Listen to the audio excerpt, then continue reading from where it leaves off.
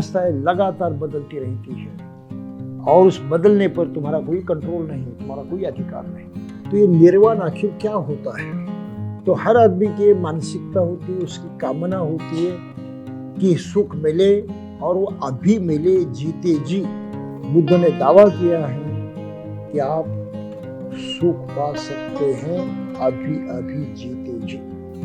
तो भगवान बुद्ध ने उत्तर दिया, निर्वाण का मतलब है राग द्वेष से मुक्ति। आपने निर्वाण को पा लिया, सुख प्राप्त पा लिया। भिक्षु, क्या तुम्हें मेरे बताए उन 5 बंधनों का ध्यान है जो आदमी को नीचे की ओर घसीट ले जाते हैं? भाइयों और बहनों, बुद्ध ने जो अपने धम्म की शिक्षा दिए हैं उसका प्रमुख उद्देश्य है निब्बान की प्राप्ति करना। निब्बान को ही निर्वाण कहते हैं। तो ये निर्वाण आखिर क्या होता है? हम जो अलग अलग धर्म देखते हैं उनकी शिक्षा ही समझते हैं, ये सभी स्वर्ग की बात करते हैं और उनका कहना है कि सभी प्रकार का सुख ये स्वर्ग में उपलब्ध होता है और इसलिए स्वर्ग की प्राप्ति करना ही हर आदमी का उद्दिष्ट होना चाहिए। और चूंकि स्वर्ग जो है वो ईश्वर के अधीन है, तो ईश्वर को मनाने के लिए, उसको प्रसन्न करने के लिए, उससे मांगने के लिए जो व्यवस्था है उसको धर्म कहते हैं और उस धर्म का पालन हर आदमी ने करना चाहिए। इसका पूरा बल, पूरा जोर जो है वो ईश्वर पर है, मानने पर है और उसको प्रसन्न करने के लिए हर तरह का काम करने पर है। और तब कहीं मृत्यु के बाद स्वर्ग जो है प्राप्त होगा, ऐसी इनकी शिक्षा है। लगभग सभी धर्म दुनिया के इसी बात पर जोर देते हैं कि स्वर्ग ही प्राप्त करना है और उसके लिए ही जीना है। लेकिन बुद्ध इसके बिल्कुल विपरीत है। उन्होंने कहा जीना है, जीवित रहना है, स्वर्ग के लिए नहीं। स्वर्ग पश्चात कब मिल जाता है इसका कोई भरोसा नहीं है, लेकिन ये हकीकत है, ये सच्चाई है। हर आदमी जानता है कि उसे सुख चाहिए। सुख की कामना करते हुए ही वो जीता है, जीवित रहता है, जीना चाहता है और वो सुख उसे अभी इस जीवन में चाहिए, इस वक्त चाहिए। तो हर आदमी की मानसिकता होती है, उसकी कामना होती है कि सुख मिले और वो अभी मिले, जीते जी। इस परिस्थिति का विचार जो है किसी धर्म में नहीं किया, इसके बारे में सोचा ही नहीं कि आदमी प्रत्यक्षात क्या चाहता है। सुख तो चाहता है, ये सभी ने कबूल कर दिया, लेकिन वो कब चाहिए इसके बारे में सभी धर्म जो हैं चुपचाप बैठते हैं, कहते कि बाद में, अभी इस वक्त नहीं। तो बहुत बड़ी गंभीर समस्या पैदा हो जाती है मनुष्य के सामने। क्या करें? सुख तो चाहिए, किस धर्म के पीछे दौड़े? अगर आदमी ईमानदार है स्वयं के प्रति, सोच करने वाला है, सोचने वाला है, समझने वाला है, तो सीधे तरीके से ये बात को कबूल करेगा कि मुझे तो सुख अभी चाहिए, इस वक्त चाहिए, जीते जी चाहिए।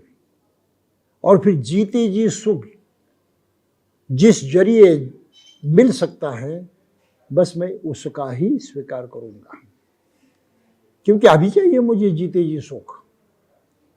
मृत्यु के बाद मिलेगा या नहीं कोई भरोसा नहीं है। अभी अगर मुझे मिल गया तो मृत्यु के बाद मिले न मिले उसकी परवाह नहीं। लेकिन अभी होना बहुत जरूरी है। तो इस तरह से सही सोच रखने वाला हर आदमी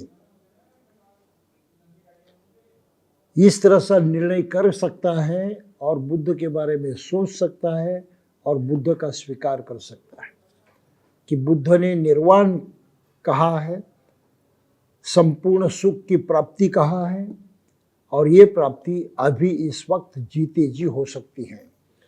तो बस बुद्ध ही मुझे करीब के हैं, नज़दीक हैं, और इनके कहने की बात जो है उसको अपना कर ही मैं अभी जीते जी अपने सुख को प्राप्त हो सकता हूँ।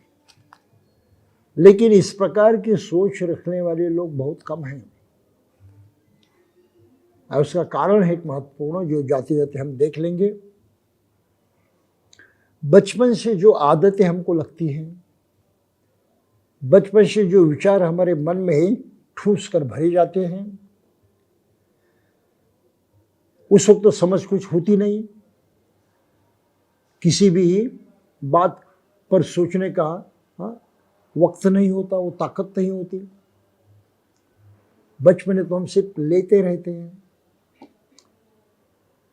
विकास की प्रक्रिया चलती रहती है, और फिर करीब के लोग, आसपास के लोग जो जो कुछ कल्पनाएं, जो जो विचार हमको देते हैं, हम उनको अपनाते हैं, मानते हैं, परीक्षा नहीं करते हैं, क्योंकि परीक्षा करने की ही उतनी ताकत हमारे मन में नहीं होती उस वक्त। और फिर उसी मान्यताओं पर चलने वाले लोगों के साथ हम हमेशा रहते हैं। ये तो लगातार जारी है, उनके साथ ही रहना, वही विचार बार बार सुनना, उसी विचारों के अनुसार लोग करते रहते, कुछ ना कुछ कर्मकांड करते हैं, त्यौहार करते रहते, कुछ ना कुछ मनवाते रहते हैं, हम भी उसमें शरीक होते रहते हैं, और हमारी आदत बन जाती है। इसको गौर से सुने, गौर से ध्यान में रखिए, आदत कैसे बन जाती है। इस तरह से हमारी आदत बन जाती है। तो जिस समाज में रहते हैं, जिस समाज की जो मान मान्यताएं, विचार होते हैं, ये हम बिना जांचे, बिना उसको समझे ऐसे अपनाते हैं, और अपनाते हुए वो लोग उसी तरह से व्यवहार करते, तो हम भी व्यवहार करने लगते हैं। तो आदत हमारी पक्की हो जाती है, और बाद में सोचने की ताकत हमारी लगभग खत्म हो जाती है। तो जब ये सवाल पैदा होता है कि मुझे तो सुख चाहिए, और वो तो जो मान्यता मेरी है, जो धर्म मेरा है, जो कहता है कि मृत्यु के बाद ही स्वर्ग के रूप में आपको सुख मिलेगा, ये तो सुनता है, समझता भी है, लेकिन सोचता नहीं है। फिर उसके सामने ढेर सारे उल्टे सवाल खड़े होते हैं। मेरी परंपरा है, मेरा धर्म है, मेरी मान्यता है, इतने सारे लोग जो मैं अपने समझता हूँ वो भी उसी को मानने वाले हैं, तो उनके खिलाफ मैं कैसे जाऊँ, उनका विरोध क्यों करूँ। ऐसे ढेर सारे सवाल पैदा होते हैं, और आदमी उसी में पूरी तरह से लटक जाता है। और ये कारण है कि बुद्ध ने जो सामने ये सवाल रखा है कि भाई क्या चुनोगे, अभी जीते जी सुख पाना, इसका चयन करोगे, या मरने के बाद सुख पाने पर ही भरोसा करोगे। ये बड़ा महत्वपूर्ण सवाल है। इस सवाल पर लोग सोचना नहीं चाहते। आप समझ रहे इस बात को। तो आदत से आदमी मजबूर हो जाता है, और ये आदतें जो हैं अंधश्रद्धाओं को, गलत बातों को बढ़ावा देती हैं, और उनको लगातार आगे चलाती रहती है। उसका प्रसरण जारी रहता है, उसका चलन जारी रहता है, वो कहीं थमता नहीं है। तो ये महत्वपूर्ण सोच हमें रखनी चाहिए कि हमारी दिमाग की ताकत को हम जितना शुद्ध रखें, उतना रखने की हम कोशिश करनी चाहिए। सोचना जरूरी है, बगैर सोचे कुछ होता ही नहीं। और सोचने की क्षमता अपने पास होते हुए भी अगर हम नहीं सोचते हैं, तो ये सारा मूर्खता है और कुछ नहीं है। ये मूर्खता है, हम अपना ही घात करते हैं, खुद को ही धोखा देते हैं। इतनी भारी मूर्खता है, सामान्य मूर्खता नहीं है। और ढेर सारे लोगों के भी जीवन के हम इस तरह से पक्षपाती हो जाते हैं। तो इसलिए निर्णय करना, ये समझना कि क्या सही है और वो हमें अब कब चाहिए और किस तरह से प्राप्त होता है, इसके बारे में सोचना हर मनुष्य की एक स्वाभाविक जिम्मेदारी है और उसको निभाना बड़ा महत्वपूर्ण है। तो यहाँ निर्वाण की बात बाबा साहब ने रखी है कि निर्वाण आखिर क्या है। जो बुद्ध कहते हैं कि निर्वाण जिसने प्राप्त किया वो जीते जी सभी सुखों को प्राप्त हुआ। तो निर्वाण ये सभी सुखों का निदर्शक शब्द हैं और ये सर्व सुख जो है अभी जीते जी हम अनुभव करते हैं। तो हम निर्वाण की स्थिति में, निर्वाण की अवस्था में जीवन जीते हैं। मतलब पूरी तरह से सुख पाकर उसी सुख के अनुसार सुखपूर्वक हम अपना उर्वरी जो जीवन है वो जीते हैं। ये सबसे बड़ी उपलब्धि है और इसको पाना हर मनुष्य का आद्य कर्तव्य होता है। तो बुद्ध ने कहा कि भिक्षुओं को तुम्हें तो मेरा उत्तराधिकारी बनना है, वारिस बनना है। किस चीज के वारिस बनोगे? बुद्ध की तो अपनी कोई संपत्ति नहीं है, अपने पास ऐसा कुछ देने लायक नहीं है जो हाथ में है लिया उठाया और दूसरों को दे दिया। ये तो सब मन की बातें हैं, ये ज्ञान की बातें हैं, उस अवस्था की बातें हैं, उस स्थिति की बातें हैं जो आपको समझनी चाहिए और अपनानी चाहिए। तो इसलिए बुद्ध ने कहा कि सभी भिक्षुओं तुम मेरे दायाद बनो, उत्तराधिकारी बनो। किस तरह से? इस शिक्षा को अपनाकर, इस विचार को अपनाकर और उसको प्रत्यक्षात कृति में लाकर तुम मेरे दायाद बन सकते हो, तो उत्तराधिकारी बन सकते हो। तो स्मरण रहे, बुद्ध धम्म को मानने वाला, स्वयं का बौद्ध कहने वाला हर आदमी, हर व्यक्ति ये बुद्ध का वारिस हैं,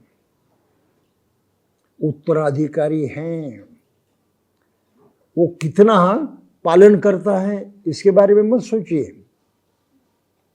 वो कितना आगे बढ़ चुका है, प्रगति कर सका है, इसके बारे में मत सोचिए। चूंकि ये इस पर विश्वास करता है कि मुझे अभी इस वक्त इस जीवन में सुख को पाना है पूरा पूरा, और ये सुख जो है बुद्ध ने दिया है, उनकी शिक्षा के अनुसार हम पा सकते हैं, तो बस मैं उसी को अपना रहा हूँ।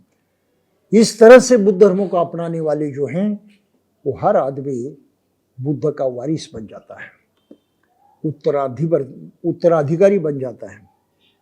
और फिर हम लोग याद में रखें, स्मरण रखें कि जो परिशुद्धि, जो गरिमा, जो महानता बुद्ध के इस उत्तराधिकार में है, जो उन्होंने हमको सौंपा है, निर्वाण का रास्ता, निर्वाण की स्थिति, ये कोई सामान्य उत्तराधिकार नहीं है। ये बड़ा पवित्र है, बड़ा श्रेष्ठ है, बहुत उच्चतम है। तो उसकी ये श्रेष्ठता, उसकी गरिमा हमें कायम रखनी चाहिए। उसे बाधा पहुंचे, इस आदर्शों को कुछ कम नजर से देखने लगे और या तो हम उसको कमजोर करने लगे, या ऐसी हर हरकत धम्म का प्रमाद माना जाता है, अपराध माना जाता है। और किसी भी बौद्ध आदमी ने इसके प्रति सजग रहकर ये धम्म का प्रमाद नहीं करना चाहिए। तो ये महत्वपूर्ण बात ध्यान में रखते हुए फिर सारिपुत्त को भिक्षुओं ने संबोधित किया एक बार। भिक्षुओं, तुम जानते हो कि लोभ अकुशल है, धर्म है, द्वेष अकुशल धर्म है। अकुशल के माने हमने पिछली बार देखा है कि जो करने से दुख पैदा होता है अकुशल है, जो करने से परेशानी होती है अकुशल है। तो अकुशल यानी गलत है, जो हमें दुख में डालता है, परेशानी पैदा करता है। तो क्या लोभ अकुशल है? इसका भी जवाब हमने पाया था कि बिल्कुल लोभ अकुशल है। लोभ के कारण हम बहुत ही बुरे कर्म करते हैं। हर तरह से अपनी उस चाहत को, अपनी इस लालसा जो है उसको आगे बढ़ाने की हम कोशिश करते हैं, और उसके तहत ढेर सारे लोगों को कितना सारा दुख भी देते। तो लोभ निश्चय ही अकुशल है। और द्वेष की बात तो कहना ही क्या, जैसे क्रोध आता है, ईर्ष्या आती है, बैर मन में जगता है, बस तुरंत हम अपने शांति गंवा देते हैं और हम स्वयं उद्दीपित होते हैं और लोगों को दुख देने में लगते हैं। ये आम बातें हैं, बिल्कुल आसानी से समझ में आ जाती हैं। तो सारिपुत्र ने फिर उनसे कहा, इस लोभ और द्वेष से मोक्ष लाभ करने के हेतु मध्यम मार्ग है, जो हमें आंख देने वाला है, ज्ञान देने वाला है, शांति, प्रज्ञा, बोधि तथा निर्वाण की ओर ले जाने वाला है। अब यहाँ एक मुद्दे की बात कही गई है कि ये शांति, ये निर्वाण, ये ज्ञान सब कुछ सर्वोच्च है, इससे बढ़कर कोई चीज दुनिया में है ही नहीं। तो इस तरफ हमें कैसे जाना होता है?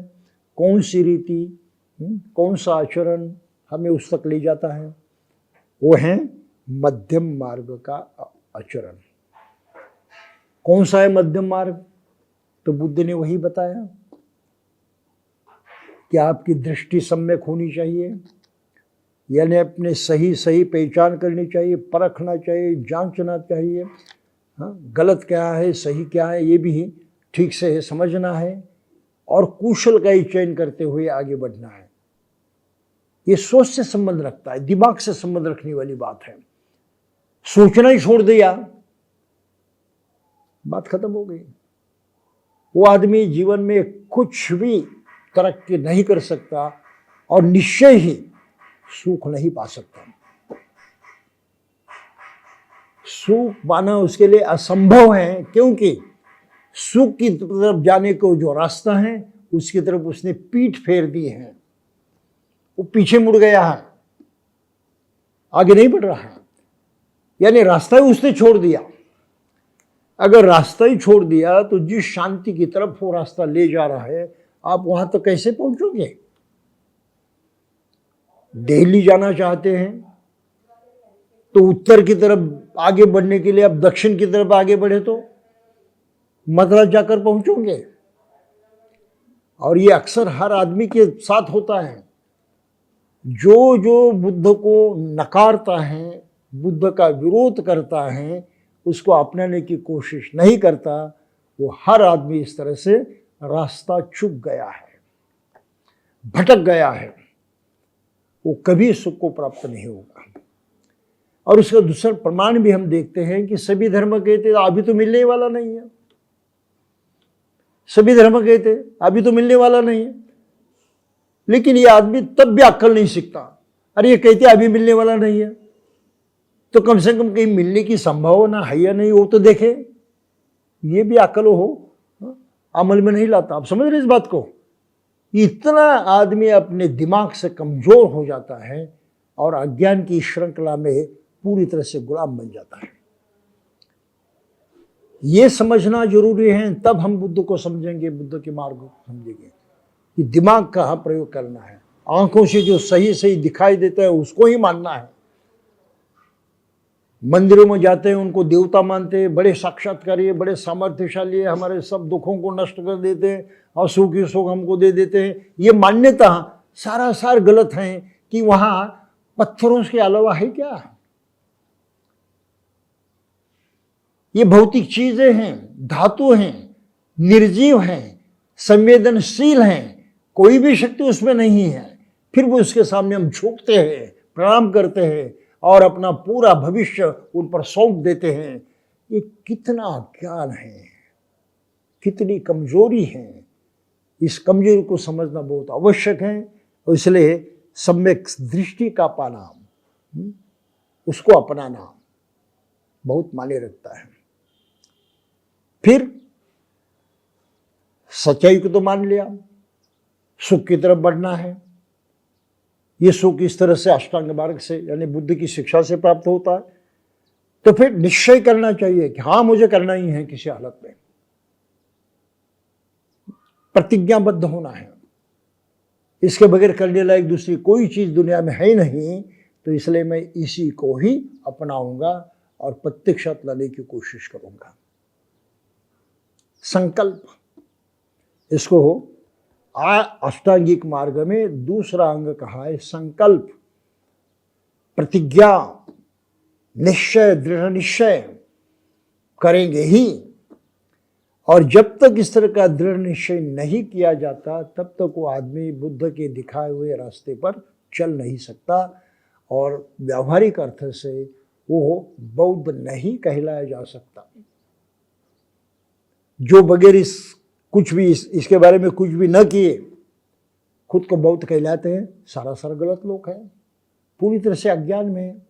उनको बौद्ध कहलाने से भी लाभ नहीं और बौद्ध नहीं है ऐसा कहने से भी लाभ नहीं। वो तो भटक चुके हैं, गलत रास्ते पर पहले से ही चल रहे हैं, कोई बदलाव नहीं है। तो इसलिए बुद्ध धर्म में दीक्षा का बड़ा महत्व है। धम्म दीक्षा लेनी पड़ती है, ये प्रतिज्ञा करनी पड़ती है।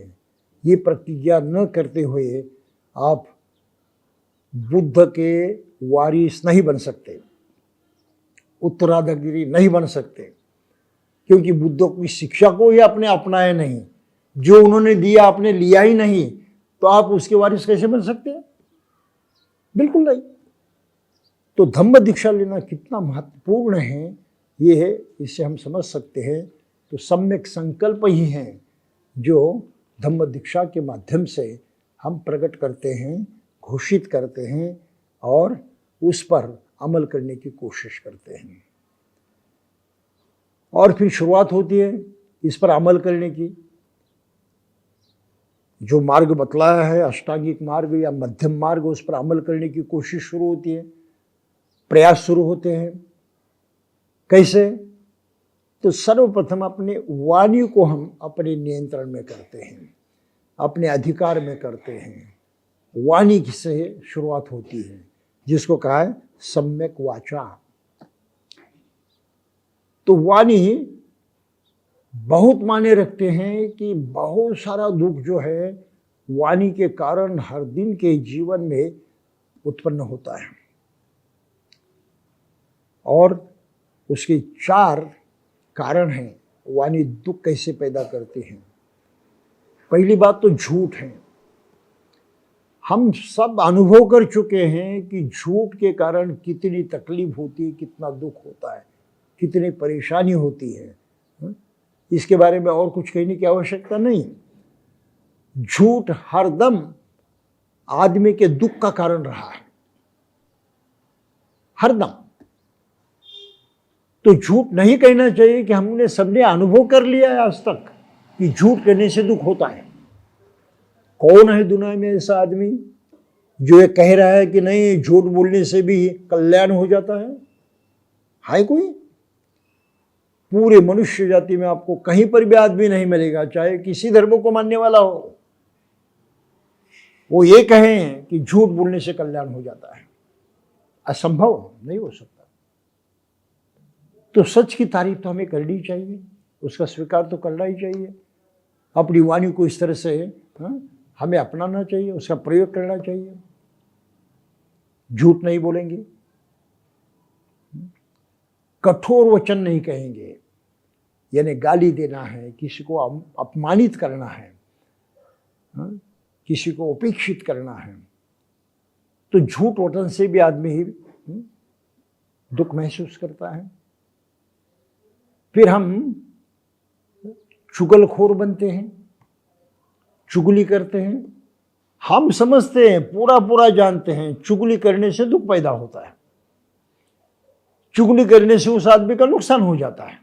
हमको मालूम है, जानबूझकर हम चुगली करते हैं, जानबूझकर, मतलब हम जानबूझकर दुख निर्माण करने की कोशिश करते हैं। बुद्ध का कहना इधर कम से कम रुक जाओ, क्या पड़ा है तुम्हें ये सब उद्योग करने का? दुख क्यों पैदा कर रहे हो? अपने तक सीमित रहो। औरों में झगड़ा लगाने की बात करना ये कोई मायने नहीं रखता, उसकी तुम्हें जरूरत नहीं है। दो आदमी बिगड़ गए, एक आपस में झगड़ा करते रहे, तो क्या तुम्हें सुख मिलता है? नहीं मिलता। तो इस तरह से हमारे वाणी को हमें नियंत्रित करना चाहिए। ये तीसरी बात है, चुगलखोर नहीं बनना है। और चौथी बात है, फालतू बातें नहीं करनी है जिसका कोई मतलब नहीं, कोई फायदा नहीं, सिर्फ समय की बर्बादी हो जाती है और हमारी शक्ति की भी बर्बादी हो जाती है। तो हम अब समय गंवाते हैं, अपनी शक्ति गंवाते हैं, नुकसान तो होता ही है। तो क्यों फिजूल बातों में हम अपनी इतनी बड़ी ताकत खर्च करें? ये ठीक नहीं है। तो इस तरह से वाणी से संपर्क करना बहुत जरूरी है। और धम्म मार्ग पर चलने के लिए प्रत्यक्षात हर दिन पहली बात करनी होती है वाणी का संयम, यानी सम्मा वाचा। कर तो सकते हैं हर लम्हा, कोई ऐसी ताकत नहीं हमको रोके ये करने से। है कोई ताकत? दुनिया में कोई ताकत नहीं है हमारी वाचा पर नियंत्रण करने वाली, हमारी वाचा का शासन करने वाली। वो पूरी तरह से हमारी मुट्ठी में है। हम ही उसका प्रयोग कर सकते हैं और कोई इसका प्रयोग नहीं कर सकता। तो अपनी पूरी पर ये मालकियत है वाणी पर हमारी, और ये मालकियत होने के बावजूद भी हम उसका दुरुपयोग करते हैं। तो क्या हम बहुत बुद्धिमान लोग हैं? हम तो नीरे मूर्ख बन गए। अपने बस की बात है उसका हम दुरुपयोग करके हमारे लिए दुख निर्माण करते हैं, औरों के लिए भी दुख निर्माण करते हैं। ये तो कोई बुद्धिमानी की बात नहीं है, ये तो मूर्खता का व्यवहार है। इसको समझना बहुत जरूरी है।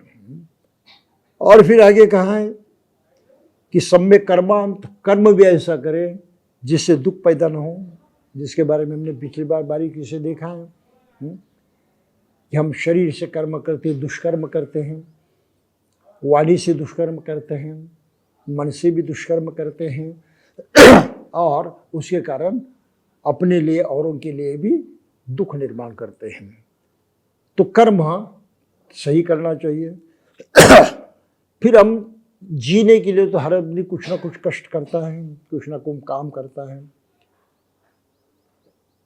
जीने के लिए, आजीविका जिसे हम कहते हैं। तो इसी में भी हमने ये सावधानी बरतनी चाहिए कि जीने के लिए हम ऐसा काम नहीं करेंगे जिससे औरों को दुख पहुंचे। हिंसा नहीं करनी चाहिए, विष जैसी विषैली चीजें नहीं बेचनी चाहिए, मदिरा वगैरह होती हैं, शराब होती हैं, ऐसी नशीली चीजें नहीं बेचनी चाहिए। ये बेचकर कमाना और अपना जीवन जीना ये गलत है, क्योंकि उन चीज़ों के कारण ढेर सारे लोगों के जीवन बर्बाद होते हैं, दुखी दुख पैदा होता है उनके जीवन में। तो उनको दुखी करते हुए हम सुख पाने की कोशिश करते तो गलत है। तो इससे से आजीविका हमारी सही होनी चाहिए, किसी के प्राण लेकर ना हो, किसी को नुकसान पहुंचाना करना हो, किसी को लूट करना हो। और फिर सम्यक व्यायाम है, मन की एक साधना है, मन को हमें लगाम लगानी है, जिसके बारे में हमने सोचा है। जो सही सोच है उसको कायम रखो। मन का ये व्यायाम है, मन की ये क्या कहते डिसिप्लिन है, शिस्त है। जो मन में है बुरा आया है उसको नष्ट करो, इसको मन में रखने की आवश्यकता नहीं है, उससे परे रहने की कोशिश करनी चाहिए। जो हमारे अच्छा है हम में उसकी रक्षा करे, कायम रखे, और जो अच्छा हमारे मन में अब तक नहीं आया है उसको लाने की कोशिश करे। तो इस तरह से सम्यक व्यायाम होता है, जो मन का व्यायाम है, चित्त की साधना है, और फिर स्मृति है, अखंड जागरूकता है, सावधानता है। हर कृत्य, हर कर्म, हर बात हम सजगता से करें, सोच समझ कर करें। और सोच समझ कौन सी? दुख ना हो निर्माण, इससे सुखी निर्माण होना चाहिए। इस बात को, इस सत्य को मद्देनजर रखते हुए ही हमें जीवन में व्यवहार करना चाहिए, जीवन चलाना चाहिए। और अंततः है मन की साधना, जिसको समाधि कहते हैं। इस समाधि के माध्यम से हम अपने मन में छिपे हुए जो दुर्गुण हैं, जो बीज हैं, जो विषैली चीज़ें हैं, लोभ हैं, द्वेष हैं, अन्य सभी बुरी धारणाएं जिसको लेकर दुख पैदा होता है, इनको मिटाने की कोशिश करते हैं। मन को एकाग्र करते हैं, बलिष्ठ करते हैं, बड़ा मजबूत करते हैं, और मन के माध्यम से ही अपने मन को हम शुद्ध करते हैं। तो मन को शुद्ध करने का दूसरा उपाय नहीं है, अपना ही मन है, उसका ही इस्तेमाल करना है, प्रयोग करना है मन को शुद्ध करने के लिए। तो ये बड़ी अजीब चीज़ है, लेकिन ये ध्यान के माध्यम से हो जाती है। तो इस तरह से करने से बुद्ध ने दावा किया है कि आप सुख पा सकते हैं अभी अभी जीते जी। तो हाँ भिक्षु, क्रोध कुशल हैं, पटी यानी द्वेष कुशल हैं, ईर्ष्या और मात्सर्य कुशल हैं, कंजूसपन और लालच कुशल हैं, ढोंग ठगी और उद्धतपना कुशल हैं, अभिमान कुशल हैं, तथा प्रमाद अकुशल हैं। अभिमान और प्रमाद के त्याग के लिए मध्यम मार्ग हैं, जो आग देने वाला है, ज्ञान देने वाला है, तथा शांति, प्रज्ञा और बुद्धि को ओर ले जाने वाला है। इसलिए अष्टांगिक मार्ग का पालन ही और उसकी परिपूर्ति ही निर्वाण कहलाती है, क्योंकि उससे ही वो पूरा सुख हम प्राप्त करते हैं। तो अष्टांग मार्ग के खिलाफ बर्ताव करते करते हम दुख को निर्माण करते हैं, खिलाफ। लेकिन उसके अनुसार बर्ताव करने से ये बुराइयां नष्ट हो जाती है, बिल्कुल मन से, जड़ से, और दुख निर्माण होने का जो मामला है, प्रक्रिया है, खत्म हो जाती है। मन ही दुख निर्माण करता है, गलत व्यवहार से करता है। ये गलत व्यवहार हमने बदल दिए, सही व्यवहार करने लगे, मन का सही इस्तेमाल करने लगे, तो दुख का निर्माण होना बंद हो जाता है। दुख का निर्माण होना ही बंद हो गया तो हम पूरी तरह से सुखपूर्वक जी सकते हैं। इतनी आसान बात है, इतनी सरल बात कही है यहाँ पर। निर्वाण को पाना इतना आसान है, कोई दिक्कत की बात नहीं। तो क्या है निर्वाण का मूल? भगवान बुद्ध ने उत्तर दिया, निर्वाण किस लिए है? तो बुद्ध कहते हैं, एक राध भिक्षु था, उसने बुद्ध से पूछा कि निर्वाण किस लिए है? तो भगवान बुद्ध ने उत्तर दिया, निर्वाण का मतलब है राग द्वेष से मुक्ति। यानी हमारा लोभ है, हमारी तृष्णा है, और हमारा क्रोध है, बैर है, हाँ, इससे मुक्त होने से तुरंत हमारा जीवन जो है सुखमय हो जाता है, तुरंत। ये जो विष है, विष हट गया तो जिंदगी लौट आई, हम जिंदा रह सकते हैं, आराम से जी सकते हैं। लेकिन जब तक विष है तो उसका दुष्प्रभाव हम टाल नहीं सकते। विष है, दुख निर्माण करने वाला है, और उससे मुक्त होना हमारे लिए अत्यंत आवश्यक है। तो राध और आगे पूछता है, लेकिन भगवान निर्वाण का उद्देश्य क्या है? क्यों चाहिए निर्वाण? क्यों चाहिए? तो बुद्ध कहते हैं, श्रेष्ठ जीवन निर्वाणाश्रित हैं, निर्वाण ही लक्ष्य हैं, निर्वाण ही उद्देश्य है। श्रेष्ठ जीवन के माने सुखदायी जीवन। मनुष्य पूरा पूरा सुख पाना चाहता है, सुख पाने के लिए निर्वाण आवश्यक है। सुख पाने का जो कार्य है वो निर्वाण से सिद्ध होता है। सुख निर्वाण पर आश्रित है। आपने निर्वाण को पा लिया, सुख प्राप्त पा लिया। और चूंकि अब सुख के लिए जीते हैं तो वही तुम्हारा उद्देश्य है, वही तुम्हारा ध्येय है और दूसरा कुछ नहीं है। तो इस प्रकार से निर्वाण की जो व्याख्या बुद्ध ने की है बहुत मायने रखती है। एक बार वो जेतवन आराम में थे और अनाथ पिंडक उनके पास थे। तब उन्होंने भिक्षुओं को संबोधित किया, अनाथ पिंडक को नहीं। भदंत कहकर भिक्षुओं ने प्रत्युत्तर दिया। तब तथागत ने कहा, भिक्षुओं, क्या तुम्हें मेरे बताए उन 5 बंधनों का ध्यान है जो आदमी को नीचे की ओर घसीट ले जाते हैं? 5 बंधन है, आदमी को पीछे खींचते हैं, नीचे ले जाते हैं। और ये भी सब मन के माध्यम है। ये बंधन ऊपर ऊपर ही दिखाई देने वाले बंधन नहीं है, मन के बंधन है। मन ने निर्माण किए हैं और हम उसको पकड़ कर रखते हैं और इसलिए हम उस मन के निर्माण बंधन में बंध जाते हैं। इसको वो मन का बंधन कहा है। तो इतना पूछने पर एक स्थविर मालिनी के पुत्र था, उसने बुद्ध को निवेदन किया, भगवान, मुझे उन 5 बंधनों का ध्यान है। तो बुद्ध पूछते हैं, मालूम की पुत्र, तुझे उन 5 बंधनों का कैसे ध्यान है? और तो वो कहता है, मुझे ध्यान है कि आपने बताया कि छोटे बालों को सक्काय दृष्टि, विचिकित्सा, शील व्रत पर भरोसा रहने की दृष्टि, काम, राग, द्वेष वगैरह ये 5 बंधन नीचे की ओर घसीट ले जाते हैं। भगवान, ये 5 बंधनों का मुझे ध्यान है। बुद्ध कहते हैं कि मैं 5 बंधन के लिए बताए गए मानता है?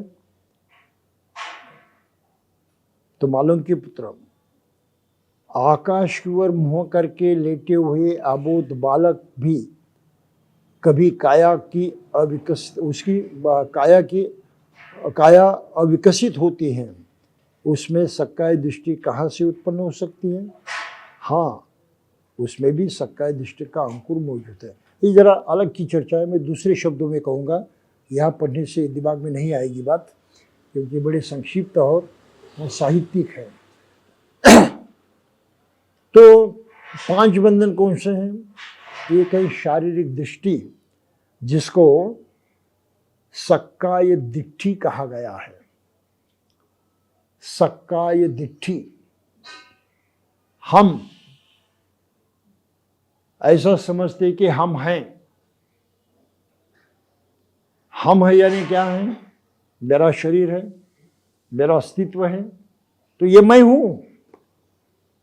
ये मैं हर साथ भी जानता है कि मैं हूं। अपने शरीर को मैं मानता है। कुछ लोग शरीर में जो आत्मा होती है उसको मैं मानते हैं कि मैं हूं, मेरी आत्मा है, और फिर मेरे लिए मैं कर रहा हूं जो कुछ कर रहा हूं।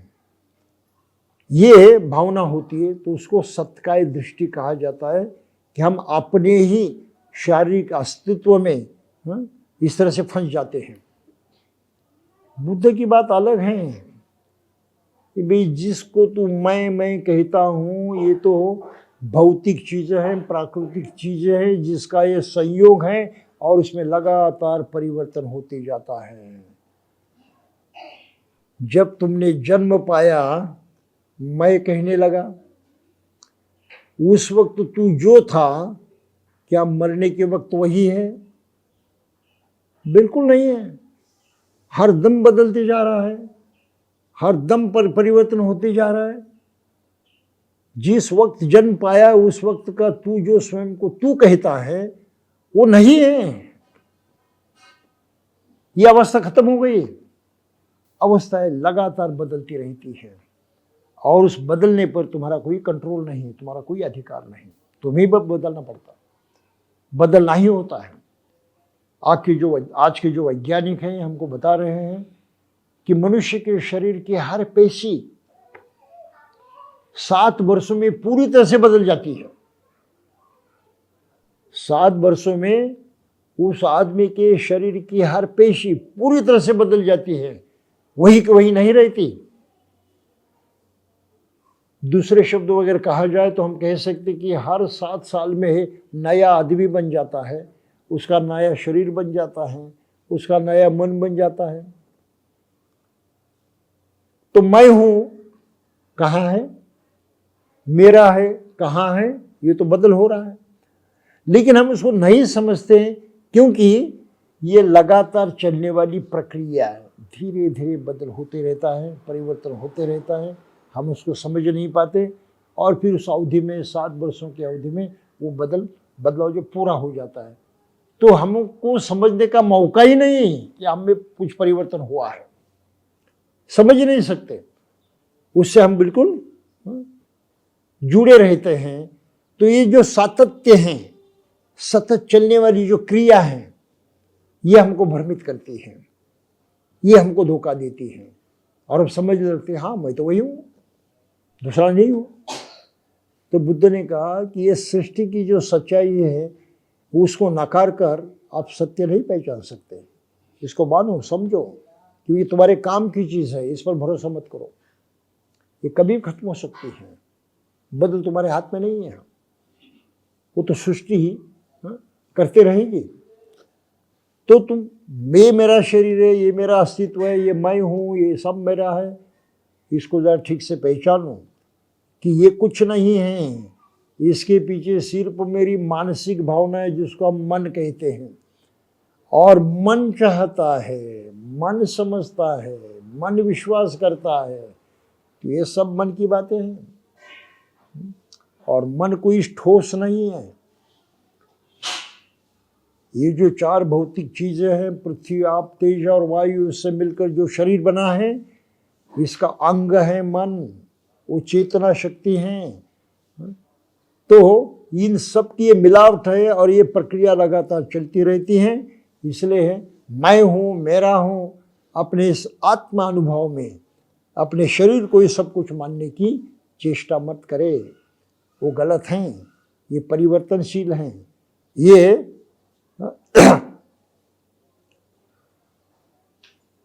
केवल परिवर्तनशील नहीं है लेकिन उस पर भरोसा करना भी बड़ा मुश्किल है, हम भरोसा नहीं कर सकते। तो ये सत्काय दृष्टि जो है वो हर मनुष्य में होती है, जन्म से लेकर बचपन में उसका पता नहीं चलता, लेकिन चेतना शक्ति के अंदर वो प्रेरणा होती है, ये समझ होती है। द्वेष बच्चों में हम दिखते नहीं है, दिखाई नहीं देते हमको, लेकिन उसके मन के अंदर वो बीज होते हैं। जैसे वो बड़ा होती है चला जाता है, द्वेष भी उसमें बड़ा होती चला जाता है। ढेर सारी बातें आदमी बचपन में सीखता है, मन की इस प्रवृत्ति के कारण सीखता है, गलत और सही, और इसी के कारण दुख पैदा होता है। तो शरीर पर विसंबित न रहे, उस पर भरोसा न करे, ये बदलने वाली चीज़ है, बदलने की उसकी जो आदत है प्राकृतिक, उसका लाभ उठाते हुए हम उस बदलाव को सही ढंग से बदलने में प्रयास करें। ये अलग भूमिका जो है बुद्ध ने सामने रखी है। तो लोग कहते हैं कि अपने शरीर पर इतना भरोसा करते, मैं वगैरह ऐसा करते हुए, तो इसमें बदलाव की जरूरत है और ये बदलती रहती है। ये समझकर वो बदल की नीति को अपनाकर हमें सही ढंग से बदलने की कोशिश करते रहना चाहिए। तो बदलने की जो प्रक्रिया, जो तत्व है, उसका फायदा उठाना चाहिए। हम तो बदल तो रहे हैं, परिवर्तन तो हो रहा है, लेकिन हम इस ढंग से परिवर्तन को लाएंगे जिससे सुख की तरफ जा जाए, सुख पाएंगे, ये हमारे हाथ में है। इसलिए ठोस शरीर है वैसे कि वैसा, उस पर भरोसा मत करो, उसमें परिवर्तन पाने की ताकत है और ये लगातार चलती रहती है, उसका फायदा उठाना जरूरी है। तो ये पहली बात कही है, ये बंधन है, समझदारी कमजोर होने की, समझ नहीं पाते हम। फिर दूसरा बंधन उन्होंने कहा विचिकित्सा, मन में शक होता है, अरे क्या सही है ये बुद्धि की शिक्षा? क्या निर्वाण सही में हो सकता है? क्या हमारे मन की जो ये बुराइयां है, ये जो स्वभाव है हमारे, क्या उसमें बदलाव आ सकता है? क्या हम अपनी ईर्ष्या को छोड़ सकते हैं? हमारा द्वेष है, हमारा क्रोध है, क्या उससे निपट सकते हैं? तो आदमी की बड़ी बड़ी शंकाएं होती निर्माण होती है, ये कैसे संभव है? कोई उपाय तो नहीं है। तो बुद्ध ने इस बात को सामने रखा है कि ये संभव है। इसी प्रकार से शिक्षा उन्होंने दी है। तो बुद्ध ने जो सिखाया है उसका उपयोग करते हुए हम अपनी जो मानसिकता है उसमें इस तरह से सुधार कर सकते हैं। इस पर तो भरोसा रखो, इसका तो फायदा उठाओ। लेकिन लोग ऐसा नहीं कहते, नहीं बुद्ध धर्म को तो हमको पसंद है, बुद्ध की शिक्षा, लेकिन बुद्ध ने पुनर्जन्म को माना लेकिन आत्मा को नहीं माना, हम कैसा भरोसा करेंगे? अरे तो भाई दूसरा सवाल हो गया।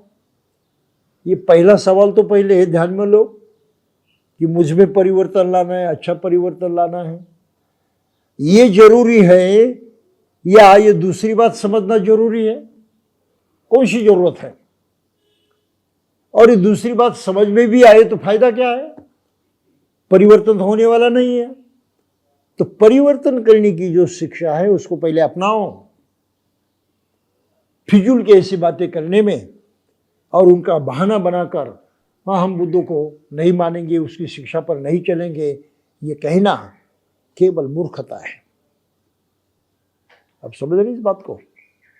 तो इतनी सारी जो शंकाएं हमारे मन में आती हैं, संशय पैदा होता है बुद्ध के बारे में, उनके धम्म के बारे में, कुछ छोटी मोटी बातों को लेकर हम आशंकित हो जाते हैं, ये कोई ठीक बात नहीं।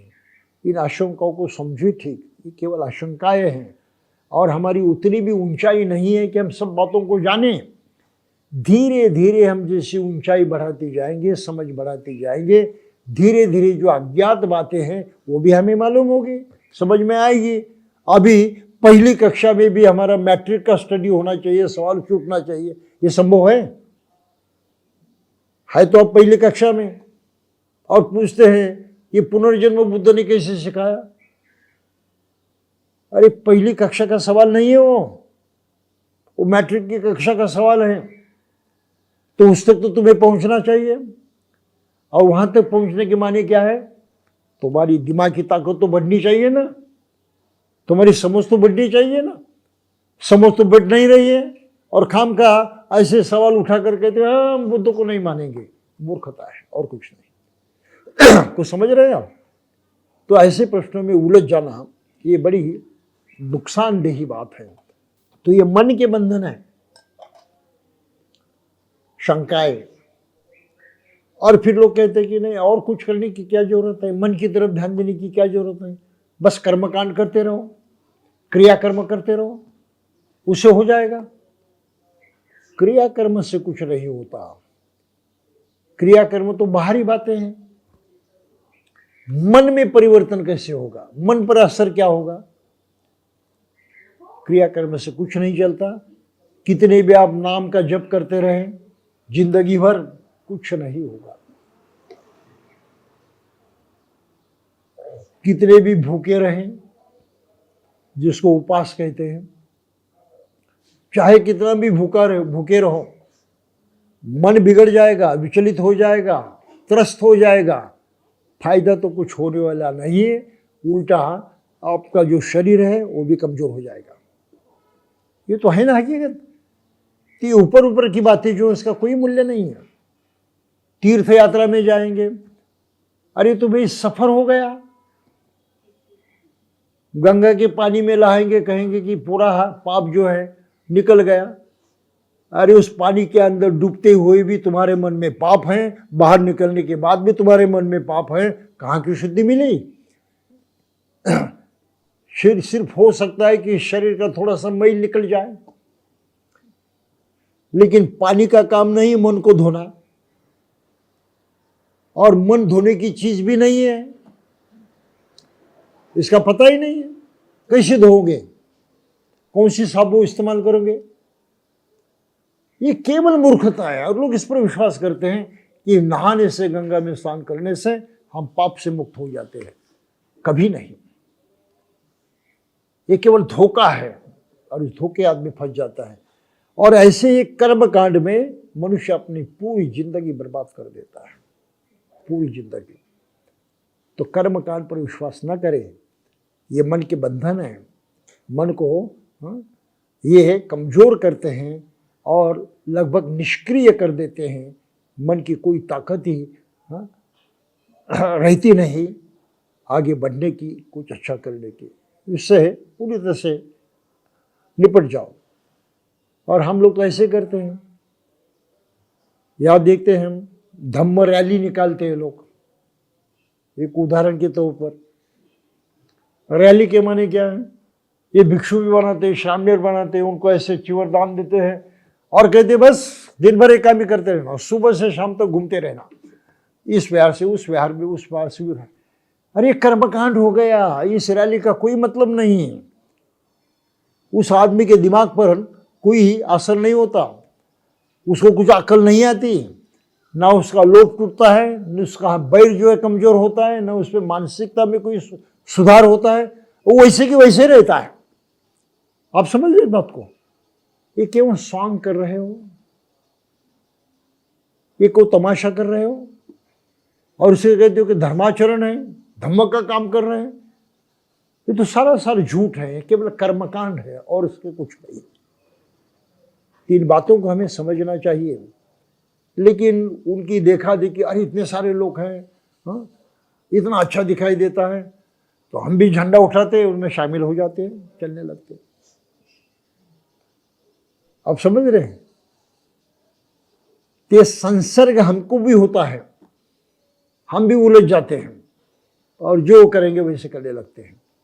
ये आदमी का अज्ञान है और इससे ऊपर उठना जरूरी है। कर्मकांड को कर्मकांड ही समझो, ये अपने मानसिक सुधार का कोई उपाय नहीं है।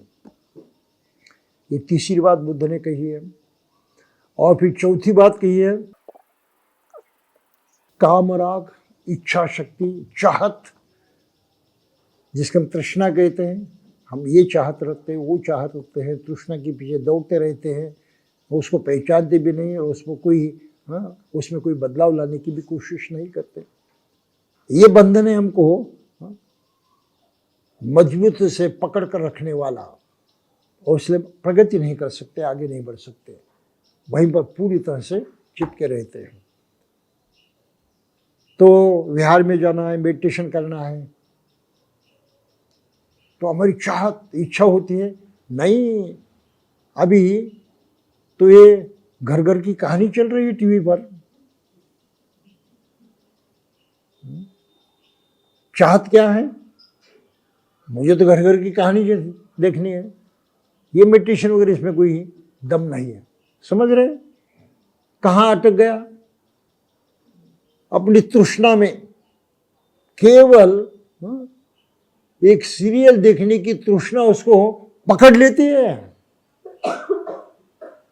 और जो उसमें मन में परिवर्तन लाने का इतना बड़ा काम करने का अवसर आया है विहार में जाकर, वो खो देता है। ऐसी बहुत सारी बातें हैं। सुबह 6 बजे मेडिटेशन के लिए जाना है विहार में, या सुबह उठकर घर में मेडिटेशन करना है, नहीं तो आलस होता है ना। रात को बहुत देर तक जागते रहे, फिर सुबह उठने का कोई मौका ही नहीं मिला, इच्छा ही नहीं हुई, उठते नहीं। ये भाई तुम हो खुद के मालिक, समय तुम्हारा है, दिन भर की चारी का बर्ताव तुम्हारा है, तुम्हारे हाथ में है, और कोई कंट्रोल करने वाला है? कोई भी नहीं है। लेकिन हमारे मन की जो कमजोरियां है वो उनको पीछे खींचती हैं और जकड़ कर रखते हैं उसी अवस्था में, इसलिए उसको बंधन कहा है। और ये मानसिक बंधन से मुक्त होना बहुत ही जरूरी होता है। फिर द्वेष है, ईर्ष्या है।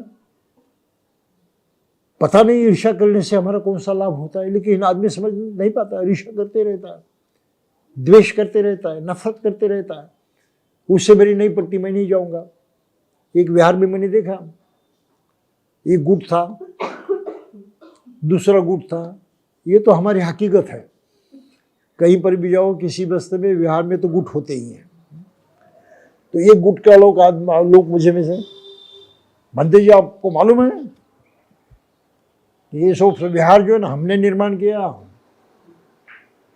हम उसके निर्माता हैं, इतने वर्षों तक हमने प्रयास किया और निर्माण किया, और उसी विहार को मैं तो 10 साल से इस्तेमाल कर रहा था मैं। और ये आदमी 10 साल के बाद मुझे कहता है कि इसका निर्माण हमने किया। मैंने उससे पूछा कि भाई तुमने निर्माण किया, बहुत ही अच्छा काम किया, लेकिन मैं 10 साल से यहाँ पर हूँ, तुमको मैंने एक बार भी नहीं देखा, एक बार भी नहीं देखा, और तुम रहते हो तो बिल्कुल बगल में, ऐसा कैसे? तो उसने क्या कहा होगा, नहीं भंती जी बात दरअसल ये है, हमने निर्माण किया, फिर वो कमेटी जो है ना बदल गई, तो हमने पूरा कमेटी की तरफ सौंप दिया और बाजू में हट गए। ये क्या अक्ल की बात है? विहार निर्माण किया, उस दूसरे कमेटी के लिए निर्माण किया, तुम्हारे लिए नहीं किया। लेकिन लोग समझते नहीं, ये नफरत है ना, ये दूसरी कमेटी आ गई तो हमारी नफरत है, हमारा विरोध है, इसलिए विहार हमारे काम की बात है, हमें उसका प्रयोग करना चाहिए, तो समझता है, लेकिन नफरत हमको रोक देती है। तो ये मानसिक बंधन जो है आदमी को अच्छा करने से रोक देती है। तो इनका खात्मा करना जरूरी है, और इसलिए अष्टांगिक मार्ग का पालन करना जरूरी होता है। ये महत्वपूर्ण बात उन्होंने कही है, अपने लिए, अपनी भलाई के लिए, अपने उद्दिष्ट की पूर्ति के लिए। अगर इतनी सी बात हम नहीं समझ पा रहे हैं तो हम क्या समझ रहे हैं? हम बड़े बुद्धिमान कहलाते हैं, बड़े पंडित कहलाते हैं, लेकिन ये छोटी छोटी बातें समझ में क्यों नहीं आ रही है? ये तो बड़ी समस्या है ना, क्यों नहीं आ रही है? इसके जो अनेक कारण होते हैं, उसमें से ये 5 मानसिक कारण भी होते हैं कि लोग अपनी ही मानसिक कमजोरी के कारण जो भलाई है, जो अच्छाई है, उस तरफ जाने की कोशिश नहीं करते। और इन बंधनों को पहचानना पड़ता है, उससे लड़ना पड़ता है, उनको कमजोर करना पड़ता है, तब कहीं हम मुक्त होते हैं अपना विकास करने के लिए, तब तक वो संभव नहीं होता। इसलिए मेडिटेशन की भी जरूरत होती है, ध्यान साधना की भी जरूरत होती है। जैसे आप ध्यान साधना करने लगते हैं तो ये बंधन आपको समझ में आते हैं, अरे ये बंधन है, ये भी बन सकता है, मैं क्यों नहीं जाना चाहता, नफरत है मेरे बन गए, क्योंकि उस आदमी से मेरी पट्टी नहीं है, वो वहाँ पर आएगा तो मैं नहीं जाना चाहता। अरे उसका आने का और तेरे जाने का क्या संबंध है? तू धम्म का आचरण करने के लिए जा रहा है, धम्म के काम के लिए जा रहा है, वो भी आएगा तो तुझे क्या दिक्कत है कुछ दिक्कत? कुछ भी तो नहीं है। लेकिन हमारा मन तुरंत टर्न लेता है, बैर पैदा होता है, ये मन का बंधन हमारे मन में पैदा हुआ, हमको खींचकर पीछे हटाता है। आप समझ रहे? तो ये मानसिक कमजोरियां जो हैं बंधन के तौर पर काम करती है, बड़ी सामर्थ्यशाली होती है, और उनसे मुकाबला करना पड़ता है। तो इसलिए साधना करना जरूरी है। अगर साधना नहीं की तो आगे नहीं बढ़ सकते। इसलिए आगे कहा है कि इस प्रकार है मालूम के पुत्र, अभी इस अवस्था में उसका कुछ शील ही नहीं होता, बचपन में, तब शील व्रत पर नहीं, ये बात अलग है थोड़ी सी। तो इस तरह से अपने जो मानसिक दोष हैं, कमजोरियां हैं, मन की अवस्थाएं हैं, जो हमको सही आचरण करने से पीछे खींचती हैं, उसके बारे में सचेत होना जरूरी है। और ये तब संभव है, आगे बुद्ध ने कहा है, कि हमारी सम्यक दृष्टि हो। सही समझने की, जानने की शक्ति हम में हो। और ये शक्ति कब आती है? जब अपना मन ये समझने लगता है। क्या समझने लगता है?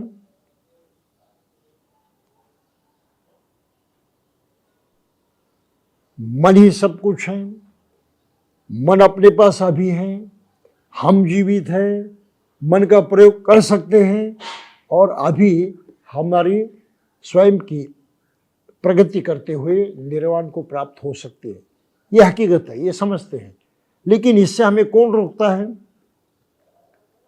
हमें रोकते हैं दूसरे अन्य विचार, दूसरी सोच हमको रोकती हैं।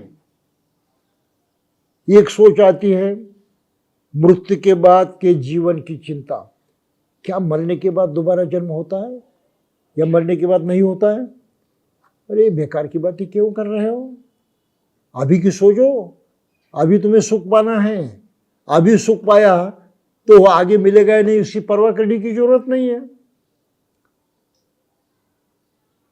अगला जन्म हो या न हो कुछ फर्क पड़ता है? बात तो अभी की है, कल की नहीं है। लेकिन ऐसे विचार में लोग विचार में पड़ जाते हैं लोग और गुमराह होते हैं। फिर सोचते हैं नहीं तो ईश्वर से प्रार्थना करनी चाहिए, याचना ही करनी चाहिए, उसके बगैर नहीं होता। और ईश्वर के बगैर है क्या दुनिया में? वो तो सब कुछ है और उसको नहीं माने कैसे चलेगा? आदमी वहां फंस गया। भाई उसको मानने से तुम्हारा क्या फायदा है? कितना भी मानो, उसके नाम से कितना भी कुछ करो, नाम जपते रहो रात दिन, कुछ फायदा होने वाला नहीं। मन में बदलाव नहीं आएगा, अच्छा या निर्माण नहीं होगी और सुख की तरफ आपका आगे बढ़ना भी संभव नहीं होगा। तो ऐसे फिजूल बातें में लोग गुमराह हो जाते हैं। ईश्वर श्रद्धा रखनी चाहिए, उससे प्रार्थना करनी चाहिए। और फिर कभी कुछ लोग कहते कि नहीं ये धर्म का आचरण करना है, धर्म का शुद्ध होना जरूरी है। क्या शुद्ध होना जरूरी है? ब्राह्मणों ने उसका बहुत ढिंडोरा पिटाया है। शुद्ध होना जरूरी है, नहाना जरूरी है। कोई सभी धर्म का काम करने तो नहाना जरूरी है। तो कभी कभी लोग हमसे पूछते हैं बंटी जी सुबह तो मेडिटेशन करना है और इतनी सुबह सुबह नहाना तो जरा मुश्किल होता है, लेकिन नहाने बगैर मेडिटेशन कैसे करेंगे? ये मूर्खता है। तो उनको कहना पड़ता है भाई मेडिटेशन तो मन का मामला है, शरीर का मामला नहीं है। उसको साफ रखो न रखो कोई फर्क नहीं पड़ता। लेकिन ये बात समझ में नहीं आती, लोग इसमें लटक जाते हैं। कभी कभी शिविर लेते तो वहां पर भी देखते हैं जिनको आदत नहीं सुबह उठने की, नहाने की, वो सुबह 4 बजे उठते हैं, नहाते हैं। अरे भाई क्यों नहा रहे हो? नहीं तो अभी कार्यक्रम शुरू होगा ना धर्म का। इस तरह से मूर्खता आज भी लोग करते हैं। तो ये ऊपर की जो बातें हैं। फिर भोजन कौन सा होना चाहिए? शुद्ध होना चाहिए। इसमें भी आदमी लटक जाता है। ये चिंता की बातें नहीं है, ये रोजमर्रा का व्यवहार है। ऐसे वैसे हम निपट लेते हैं, लेकिन आचरण में ये बाधाएं नहीं आनी चाहिए। आदमी पवित्र होता है भोजन से नहीं, आदमी पवित्र होता है अपने किए कराने से। किए कराने पर जोर देना जरूर है, ये बुद्ध की बात है। भोजन की बात छोड़ दीजिए,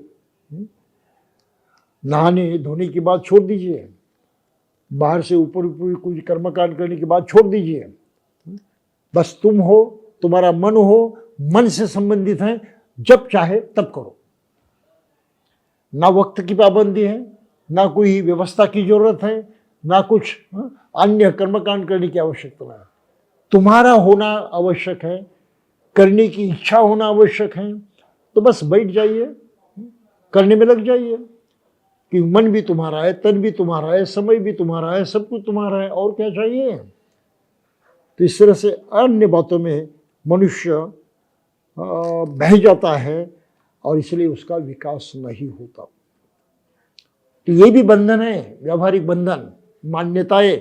तो इन मान्यताओं को भी हमें सही ढंग से समझना चाहिए, अगर नहीं समझे तो काम नहीं होगा।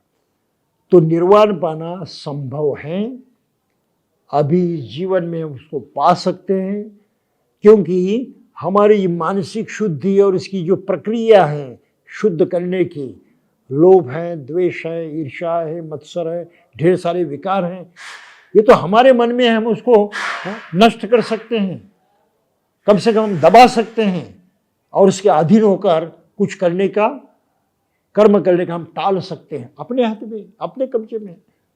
तो निर्वाण पाना कोई कठिन बात नहीं है, हर आदमी के बस की बात है, बशर्ते वो हो संकल्प करे, निर्णय करे, प्रतिज्ञा करे कि मुझे इस रास्ते से जाना है और बुद्ध की शिक्षा पर पूरी तरह से अमल करना है,